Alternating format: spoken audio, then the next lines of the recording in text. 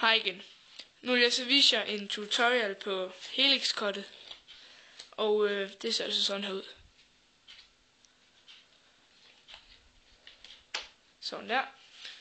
Rimelig fedt cut, og det er altså også et forholdscut, så du kan have hele spillet i den samme rækkefølge, og så kan du lave cuttet, og så vil alle kortene i hele spillet ligge på samme måde.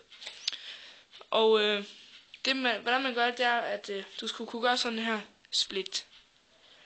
Det er ikke så svært. Du tager tommelfingeren ned i bunden, de to fingre her, lange og pege, og splitter sådan der. Ligesom når du laver et almindeligt cut. Og du splitter ikke mere end sådan et stykke der. Så tager du det ud herover. Så det du gør nu, det er, at du holder kortene sådan her. Så du kan tage den ud her. Det er ikke særlig svært. Du har kortene her. De 4 fingre her. Og tommel der. Så tager du bare lige den ene finger under ringefingeren. Og på den måde kan du så køre den ud der. Når du har den her ude, så splitter du den her over igen. Så tager du den nederste bunk, lægger ned i hånden.